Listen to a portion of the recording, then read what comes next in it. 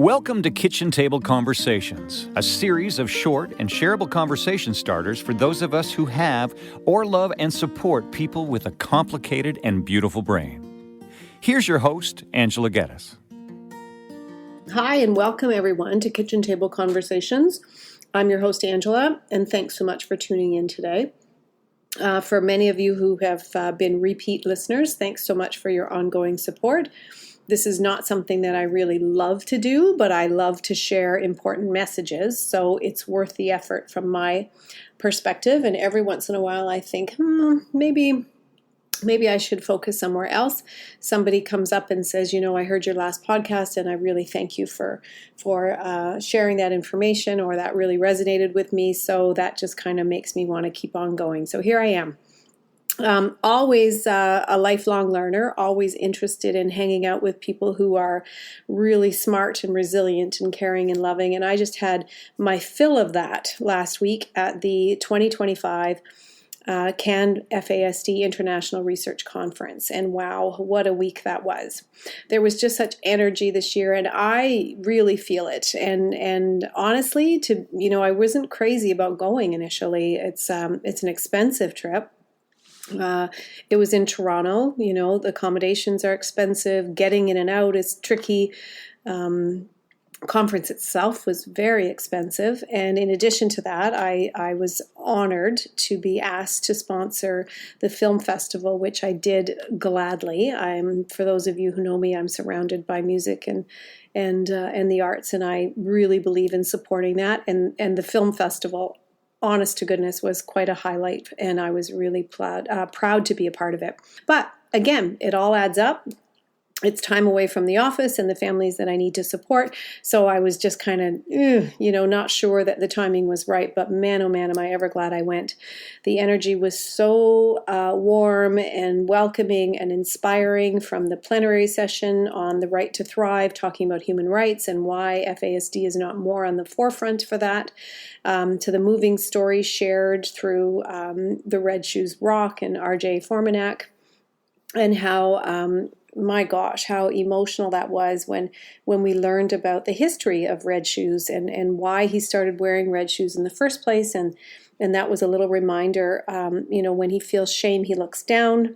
But when he saw his red shoes, he saw fire and power and opportunity. And that kind of made him put his head back up and move forward in a really good way. So that was really powerful for me to hear once again. And the one theme that really stood out for me is something that I've been talking about for more than a decade. And we really must talk about prenatal alcohol exposure, or PAE, when we're also talking about trauma and attachment, because so often they are together. And I'm here to say that trauma happens outside of prenatal alcohol exposure for sure, but they're on a broad level, they are often in combination. And so Dr. Alan Price and Dr. Raja Melkiji, I'm sorry, I'm probably not saying that properly, but they shared some compelling research showing that when professionals overlook prenatal alcohol exposure, we are doing individuals and families a profound disservice. And their message is clear. If we only see trauma and not prenatal alcohol exposure, we often continue to blame caregivers for not forming the relationships that we're expecting them to do, or forming the bonds or the dynamic that allows for positive behavioral change. But these are not behaviors in many cases in our kids. These are symptoms of something that's more complex. So the researchers described how the brain, when exposed to alcohol before birth, develops differently. It changes how stress is processed, how attachment is formed, and how trauma is experienced.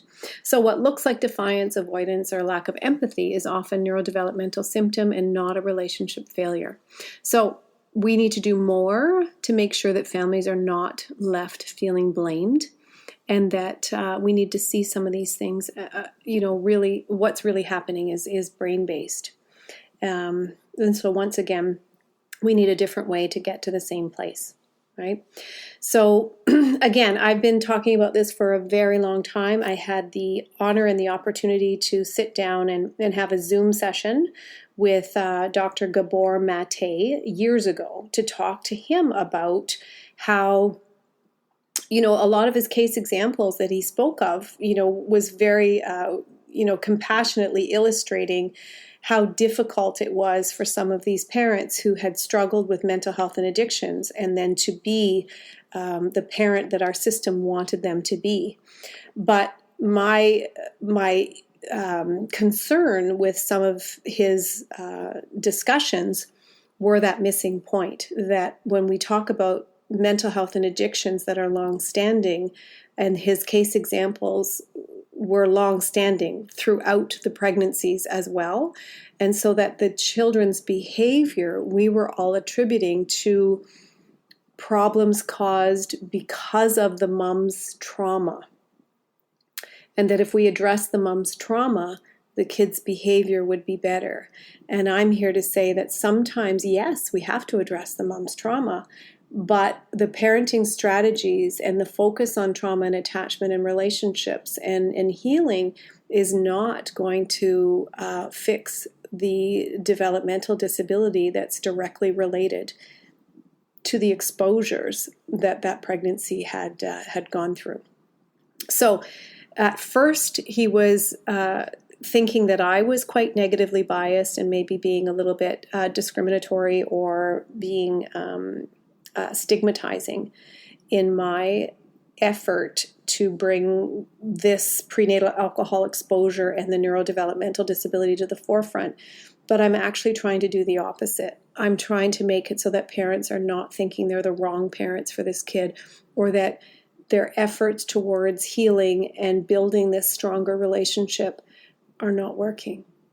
And the reason why they're not getting the results that they're getting in many, many cases is because the child does have a learning disability or a developmental disability, and they're processing. So it was really, really validating and important for me to hear some of this research. And although I've done and participated and read a lot of research, I'm doing a lot in the way of practice-based evidence. So I see this happen. I've seen it when I worked at the assessment clinic where people's stories got retold in ways that was very stigmatizing towards the parents and very blaming. And I think we still do intrinsically see a child's misbehavior and we automatically attribute it to poor parenting. And that's just not always the case. And this really was a very powerful session for me, and I'm anxious to learn more and include some of that research as references while I'm trying to make this case to people like Dr. Gabor Mate and to Dr. Bruce Perry, and even Oprah Winfrey for that matter, because a lot of her work is amazing and their work is amazing. What Happened to You is a book that I would recommend everyone read. But my book, A Complicated and Beautiful Brain, was also recommended by Peter Choate, Dr. Peter Choate, in the same sentence, and I will never quite get over that one. Very, very, very, emotional when I think about being recommended in the same sentence by an expert such as he. But I think, again, the trauma piece is so important, but we also have to understand that there's some underlying complications that are often really hidden that need to be really considered. The conference was also filled with hope and opportunity. Again, the film festival was amazing. I hope that they end up putting them on the CAN FASD website for everyone to be able to enjoy, because they were so inspiring and so hopeful in terms of really inclusive supports and opportunities for families to come together and support each other and to feel that real strong sense of belonging. And then we heard also that the rural FASD partnered with their local children's mental health agency and were successful in getting a Trillium grant that is allowing for additional programming specific to their area. We were able to go to Queen's Park and highlight the importance of a proposed bill that would formally acknowledge FASD, fetal alcohol spectrum disorder, as an exceptionality, which at this point it's not, but autism is and other disabilities are. But for whatever reason, fetal alcohol spectrum disorder is not yet. And that's a problem because it is more common than autism spectrum disorder, cerebral palsy, Tourette syndrome, and Down syndrome combined, but yet we know about all those other conditions, but we don't know about FASD and the prevalence rates and certainly the complexities that are involved. So that was hopeful because the MPPs seemed to be really interested.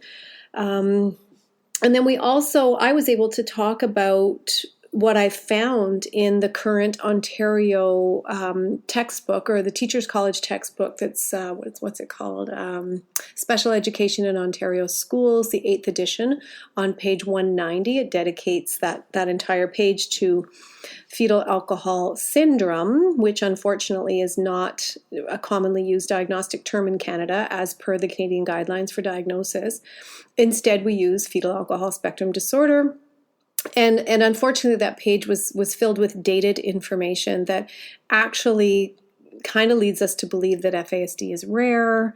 If I were a teacher attending Teachers College, I would think that I would never probably have one in my classroom or have a student with that diagnosis in my classroom, because it says the prevalence rates of FAS are 1 to 2 in every 1,000, which might be because the people with fetal alcohol syndrome need to have the facial features. And we know that people who have fetal alcohol spectrum disorder, less than 10% actually have facial features. So again, it's a bigger discussion. But the information on that page is outdated. It uses language that's stigmatizing, and even the strategies are not helpful for people with FASD. They assume that people with FASD have an intellectual disability, which, as I've said many times, most people with FASD have an IQ of average or higher. So they do not have an intellectual disability, but they have a developmental disability that needs to be better understood.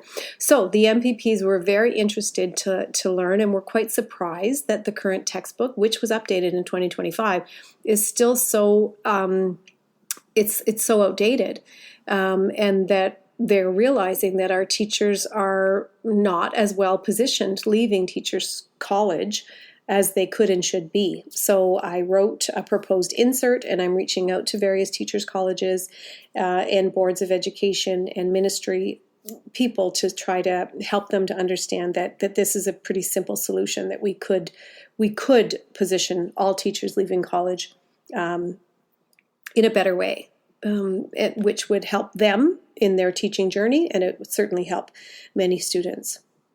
So the ending the conference at Queen's Park was pretty remarkable. I'm pretty excited about that. And as Dr. Alan Price says, FASD changes how trauma is felt. So that means that we need to change how we respond, whether it's in the classroom or in community or in our homes. And certainly when it comes to prevention, our systems, education, justice, child welfare, and health, our mental health systems, our housing support systems, our social welfare, all of these systems need to recognize these brain differences so that people aren't punished for symptoms. And again, when we know better, we can do better. And all of us in the helping profession, and all of us as parents and caregivers, want nothing more than the best possible outcomes for the people that we love and support. We want people to reach their potential. So we owe it to families to stop blaming and to start understanding. And when we focus on the brain and the whole story, healing becomes possible. So if you'd like to learn more about this year's CAN FASD conference that I attended, visit canfasd.ca. There's also some links on my website that you might find really helpful. And as I said, I will be adding the recent research around trauma and FASD on my list of resources on my website. So thanks so much for being a part of this movement and your commitment to understanding, for your compassion, and for your willingness to bring this conversation and many others back to your own kitchen tables. With many thanks, Angela.